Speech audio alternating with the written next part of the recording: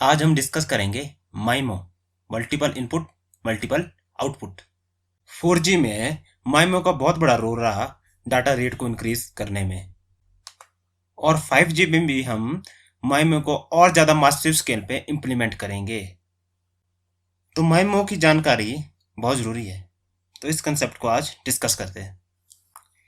ये हमारा block diagram है माइमो का। ओके, तो माइमो में क्या कर रहे हैं हम, सिंगल एंटीना के बजाय मल्टीपल एंटीनाज यूज कर रहे हैं हम, ट्रांसमीटर पे भी और रिसीवर पे भी।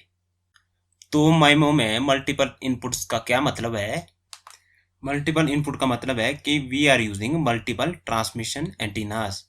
ओके, जो ट्रांसमिट एंटीनाज है हमारे वायरलेस चैनल के लिए ये इनपुट हुए, और मल्टीपल आउटपुट का क्या मतलब है? मल्टीपल रिसीव एंटीनाज, कि हम रिसीवर साइड में भी मल्टीपल एंटीनाज यूज कर रहे हैं। तो ये हमारे वायरलेस चैनल का आउटपुट है, मल्टीपल रिसीवर एंटीनाज। ओके, तो माइमो सिस्टम में हम ट्रांसमिशन साइड पे मल्टीपल एंटीनाज यूज कर रहे हैं जिसको हम मल्टीपल इनपुट बोल रहे हैं, और रिसीवर साइड पे भी हम मल्टीपल एंटीनाज यूज कर रहे हैं जिसको हम मल्टीपल आउटपुट बोल रहे हैं। अब ऐसा करने से फायदा क्या हुआ in comparison to single input single output system? Multiple antennas use करने का फायदा क्या हुआ? ये हमारा ट्रेडिशनल सिस्टम है SISO, single input single output, single input single output. यहाँ पे सिंगल ट्रांसमिट एंटीना यूज कर रहे हैं और रिसीवर पे हम एक ही एंटीना यूज कर रहे हैं। तो मान लो हमने 30 MB की फाइल सेंड करनी है, 30 MB की फाइल सेंड करनी है इस लिंक पे। ओके, और लिंक की कैपेसिटी कितनी है हमारी? 10 Mbps। हमारे लिंक की कैपेसिटी 10 Mbps है। तो 30 MB की फाइल को कितना टाइम लगेगा इस लिंक पे सेंड करने पे? 30 डिवाइड बाई 10 यानी कि 3 second. 30 divide by 10 it will be equal to 3 second. यानी कि इस लिंक पे हमारी 30 MB की फाइल 3 सेकंड में ट्रांसफर हो जाएंगी। इसी फाइल को अगर हम माइमो सिस्टम में सेंड करते हैं तो माइमो सिस्टम में हम क्या करेंगे, 30 MB की फाइल को, मान लो हमारे माइमो सिस्टम में 3 एंटीने यूज कर रहे हैं हम, 3x3 सिस्टम है हमारा, 3x3, यानी कि ट्रांसमिट साइड पे भी हम 3 एंटीने यूज कर रहे हैं, रिसीव साइड पे भी। तो अगर हम 3 एंटीने यूज कर रहे हैं तो हम 30 MB की फाइल को 3 टुकड़ों में डिवाइड कर देंगे, तो 3 डाटा स्ट्रीम सेंड करेंगे हम। तो ये डाटा स्ट्रीम 1 होगी, डाटा स्ट्रीम 2, डाटा स्ट्रीम 3।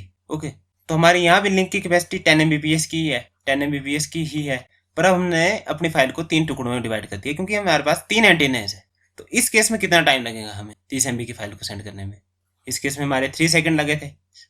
माइमो के केस में हमें कितना टाइम लगेगा? हमने 3 एंटीने यूज किए, अगर 3 सेकंड डिवाइडेड बाय 3 यानी कि यहाँ 1 सेकंड लगेगा सिर्फ। तो यहाँ वही 30 MB की फाइल 1 सेकंड में ट्रांसमिट हो जाएंगी। तो यही फायदा है हमारे माइमो सिस्टम का, कि माइमो सिस्टम में हमारा डाटा रेट इंक्रीज हो जाएगा, इंक्रीज इन डाटा रेट, क्योंकि अब हम डिफरेंट लिंक से पैरेलली डाटा ट्रांसमिट कर पाएंगे। It will lead to increase in data rate. तो 4G के केस में जो डाटा रेट इंक्रीज हुआ उसमें माइमो का बहुत बड़ा रोल रहा। तो वैसे प्रैक्टिकली हम माइमो सिस्टम को 4x4, 4 transmit antenna, 4 receive antenna, 16x16, 64x64 ऐसे इम्प्लीमेंट करते हैं। 64 transmit antenna, 64 receive antenna, multiples of 2 की फॉर्म में। तो माइमो का एक बहुत बड़ा रोल रहा जो हमारी 4G के केस में स्पीड इंक्रीज हुई। तो इस फिनोमेना को, माइमो सिस्टम की इस प्रॉपर्टी को, जिसमें हमने अपने डाटा को डिफरेंट स्ट्रीम में डिवाइड किया और पैरेलली ट्रांसमिट किया, इस प्रॉपर्टी को हम टेक्निकली बोलते हैं spatial multiplexing. Spatial multiplexing, spatial multiplexing मतलब we are multiplexing in space, we are not multiplexing in different frequency, in different time slot. हम डिफरेंट एंटीना यूज कर रहे हैं, we are multiplexing in space, तो इसका नाम पड़ा स्पेशियल मल्टीप्लेक्सिंग। माइमो सिस्टम का सिर्फ एक ही फायदा नहीं है कि हमारा डाटा रेट बढ़ गया, एक माइमो सिस्टम की एक दूसरी प्रॉपर्टी भी है जिसको हम बोलेंगे डाइवर्सिटी। डाइवर्सिटी, माइमो सिस्टम से हमारी रिलायबिलिटी भी इंक्रीज हो जाएंगी, रिलायबिलिटी भी इंक्रीज हो जाएंगी। उसी प्रॉपर्टी को हम डाइवर्सिटी का नाम देंगे। इस पॉइंट को डिस्कस करते हैं कि माइमो सिस्टम से हमारी रिलायबिलिटी कैसे इंक्रीज हो जाएंगी। डाटा रेट तो इंक्रीज होगा ही होगा, पर हमारी रिलायबिलिटी भी इंक्रीज हो जाएंगी। तो हम ये डिस्कस करते हैं diversity in MIMO system which will increase reliability. तो इस प्रॉपर्टी को डिस्कस कर लेते हैं। ये हमारा माइमो सिस्टम है और ये हमारा सीसो सिस्टम है ट्रेडिशनल, जिसमें सिंगल एंटीना यूज हो रहा है। अब इस लिंक के बीच में अगर डीप फेड आ जाता है, डीप फेड, तो हमारा कम्युनिकेशन अफेक्ट हो जाएगा बैडली। ये लिंक अगर डीप फेडिंग में है तो जो हम यहाँ से ट्रांसमिट करेंगे डाटा, वो फेड होके पहुंचेगा यहाँ पे। अब हमारे पास इस केस में कोई अल्टरनेट रूट नहीं है। अगर आपको फेडिंग की जानकारी नहीं है कि फेड होता क्या है, तो मेरे फेडिंग वाले ट्यूटोरियल देखें। पर मैं अगर शॉर्ट में डिस्कस कर लेता हूँ यहाँ पे फेडिंग क्या होता है। अगर शॉर्ट में बोला जाए, ये हमारा ट्रांसमिट है और ये रिसीवर है।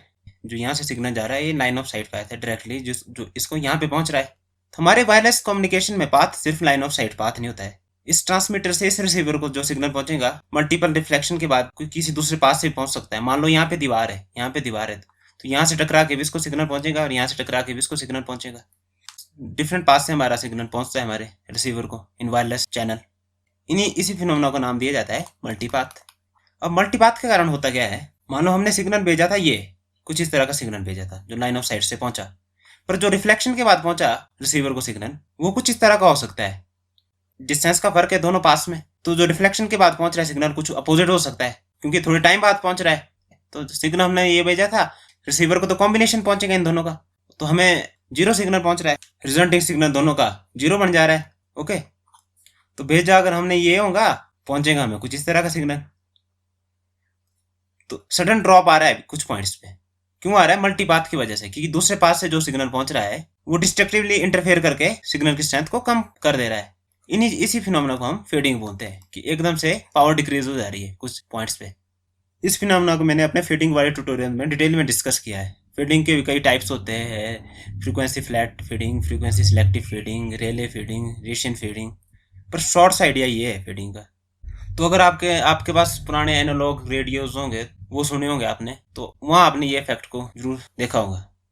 गाना चला होता है बढ़िया आराम से, वो चांद सा रोशन है चेहरा, और एकदम से आपकी साउंड कम हो जाती है। आपने वॉल्यूम छेड़ी नहीं, एकदम से साउंड कम हो गई, क्योंकि वो फेडिंग हो रही है। तो आपने अगर वो एनालॉग रेडियो यूज किए होंगे तो वहाँ आपने ऑब्जर्व किया होगा ये फेडिंग वाला इफेक्ट। तो अल्टीमेटली हमारा पॉइंट ये है कि अगर हमारे ट्रांसमिट और रिसीव के बीच में एक ही पाथ है, सिंगल लिंक है, सिंगल एंटीना यूज कर रहे हैं, और उस लिंक में अगर डीप फेड आ गया तो हमारे को कुछ इस तरह का सिग्नल सुनाई देगा। पर अगर हमारे पास मल्टीपल पास है, तो हमारे एंटीना को यहाँ से जो सिग्नल डाटा स्ट्रीम भेजी हमने, तो ये इस एंटीना को भी पहुंच रही है, इस एंटीना को भी पहुंच रही है, इस एंटीना को भी पहुंच रही है। तो मल्टीपल लिंक्स है हमारे पास ट्रांसमीटर और रिसीवर के बीच में। अगर इस लिंक में मान लो डीप फेड आ भी जाता है, तो हमारे पास अल्टरनेट रूट है। अगर ये वाला लिंक डीप फेड में है तो हमारे पास अल्टरनेट रूट है, वी हैव अल्टरनेट रूट्स। तो माइमो सिस्टम में हमारी फेडिंग की दिक्कत काफी हद तक सॉल्व हो जाएंगी, क्योंकि अगर एक लिंक में डीप फेड है, दूसरे रूट से तो डीप फेडिंग वाला सिग्नल नहीं पहुंच रहा है। ओके, तो इसी प्रॉपर्टी को, माइमो सिस्टम की इसी प्रॉपर्टी को हम डाइवर्सिटी बोलते हैं। Diversity, we are having antenna diversity. अगर मोर अप्रोप्रिएटली बोलूं, antenna diversity, we have diversity in the form of antennas, multiple antennas. तो माइमो सिस्टम हमारा सिर्फ डाटा रेट इंक्रीज नहीं कर रहा है, माइमो सिस्टम में हमारी रिलायबिलिटी भी इंक्रीज होगी। तो यही कारण है हमने 4G में माइमो टेक्निक को इम्प्लीमेंट किया, और 5G में और ज़्यादा मासिव स्केल पे हम इम्प्लीमेंट करेंगे माइमो को। तो 4G के केस में माइमो का बहुत बड़ा रोल रहा, जो डाटा रेट इंक्रीज हुए। हालांकि ये बात ध्यान देने वाली है कि माइमो सिर्फ वन फैक्टर है, डाटा रेट हमारा इंप्रूव हुआ उसमें माइमो सिर्फ वन फैक्टर है। और भी कई फैक्टर थे। एक फैक्टर ये था कि हमने अब multiple access technique OFDM use की 4G के केस में, इस वजह से भी हमारे डाटा रेट इंप्रूव हुए। मॉड्यूलेशन टेक्निक्स का फर्क पड़ा, हमने 256 QAM यूज की, इसका फर्क पड़ा। पिछले केस में हम 3G के केस में 64 QAM यूज कर रहे थे, 2G के केस में हम GMS के यूज कर रहे थे। तो कई फैक्टर्स होते हैं जो हमारी नेक्स्ट जनरेशन आ रही है उसमें डाटा रेट इंक्रीज हो रहे हैं, तो उसमें कई फैक्टर रिस्पॉन्सिबल है। जैसे 4G के केस में माइमो का भी रोल रहा, OFDM का भी रोल रहा, हमने मॉड्यूलेशन टेक्निक्स 256 QAM कर दी, उसका भी रोल रहा। तो multiple factors are responsible for increase in data rate. Okay, तो आज का लेक्चर यहीं ख़त्म करते हैं। अगले ट्यूटोरियल में हम माइमो का मैथमेटिकल मॉडल डिस्कस करेंगे। तो कैसा लगा ये ट्यूटोरियल, ये जरूर कमेंट कीजिए, और आपका कोई क्वेश्चन हो, कोई डाउट हो, कोई क्वेरी हो, वो भी कमेंट कीजिए। Meet you in next tutorial.